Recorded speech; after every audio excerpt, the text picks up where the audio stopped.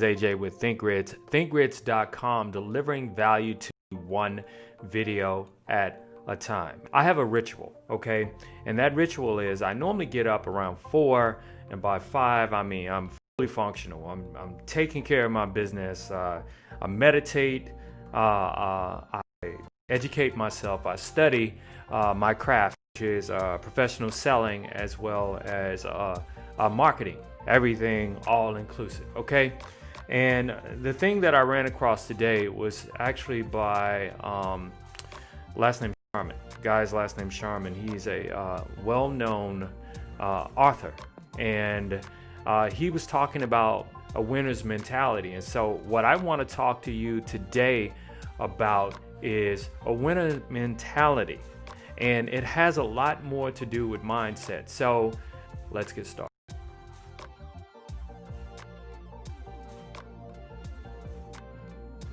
Okay, so let's talk about a winner's mentality.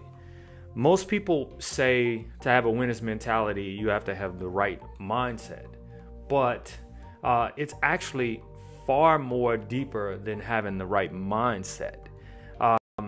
It's about constant improvements. It's about creating a platform for yourself for growth and scalability in business. That's what we would call it. But it's really about the type of sets. And what those sets are is simply this.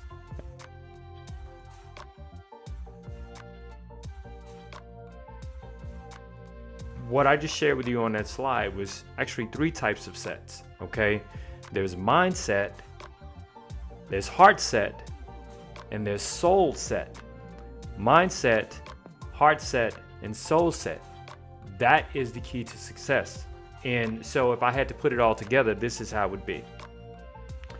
Your mind, your set, your mindset to be a winner is something that you have to like develop over a period of time through what we call the Kaizen effect, which is, it's a Japanese expression. Kaizen basically means continuous improvements over a period of time. Dan Hardy in his book, The Compound Effect, actually calls it just that, the compound effect. Robert Kiyosaki in his book, Rich Dad, Poor Dad, he gives an example of the compound effect on how something so small, continuous effort, doubling and tripling and quadrupling your effort over a period of time, you experience tremendous growth. And his example in his book was to start a bet playing golf, 18 holes, starting with a dime bet, and then double or nothing every hole. So it went from 20 cents on the first bet to 40 cents to 80 cents to $1.60, and you can kind of see where I'm talking about. And I think where it ended up at the end of the 18th hole was like the bet was literally for $13,000. So through continuous improvement is how you develop the mindset of a winner. And so once you have the mindset, you also have to have the heart set. In other words, your heart has to be 100% into what it is that you're trying to do, okay? What it is you're trying to accomplish. The more confidence you gather from constantly improving, you develop an even stronger mindset for what it is that you want. But it has to be true. It has to be in your heart. It really has to be one with you, and what it is that you truly want to do. So I said mindset, heart set. In other words, you got to put your heart into it. But guess what? Soul set, meaning that you have to feel it in your soul. So you know that when you wake up and you go to bed, at odd moments of the day, you're constantly thinking about what it is, your passion, what it is your heart, your mind, and your soul are into. Mindset, heart set, soul set is how you succeed in life.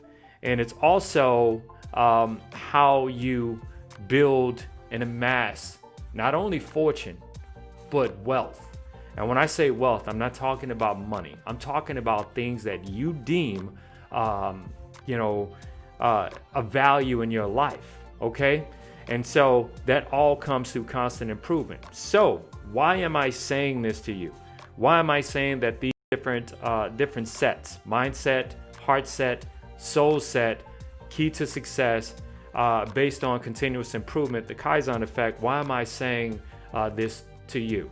Well, why am I sharing this, so to speak? I'm sharing this because know that each day you're going to face challenges, okay? Know that each day there are going to be internal and external forces that would, that'll tear you down. Internal forces will be the negative voice that's inside of you. Ignore that shit, okay? Just ignore it, all right? You want to know why? Because that even if you persevere and you persist, even through moments of things not going your way, that at least you're doing it. You know what I mean? That constant improvement leads to these enormous, massive gains. Okay, it compounds.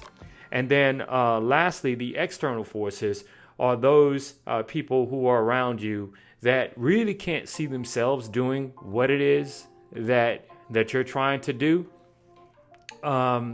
So because they can't see it in themselves, they might be negative. And then external forces, negative forces that are outside of you that want to tear you down, could be someone like competition. So it could be someone that you love that really wants, really has your best interest at heart, but because they can't see themselves doing something, they have something negative to say. They're the Debbie Downer, right? And then there's also those people who may be jealous or envious of you that don't want you to do what it is you're trying to do anyway. So a friend of mine actually told me something that I never really thought about it until he just like, man, because I'm always talking to him about stuff. He's kind of like part of my mastermind group. He says, man, just shut the hell up, man. He says, you know what? You need to start holding stuff closer to your vest. And if he's watching this video, he knows exactly who he is. He says you need to start holding things closer to your vest. And what that simply means is if there's something that's inside of you that you really want to do, and if you're going to the same people that you love, or maybe there's an enemy out there that might use what it is that you're trying to do for yourself and you're trying to accomplish, don't be insane. In other words, don't keep telling someone who can't see themselves doing something that you're trying to do, telling them your dreams and expecting them to give you something positive, because they can't see themselves doing it. You might not get that positivity. And definitely holding it closer to your vest actually protects you, protects your dream, protects what it is that you're trying to do. Now, again, I hope that what I'm sharing with you is something that you can hang your hat on and you can carry throughout the day. That when it comes to living out your dreams and your passions and all these different things that you want to, have for your family, the value and generational wealth and generational health and prosperity and all those different positive things that you want to create for yourself and your family, I hope that you realize that these things can be accomplished, right?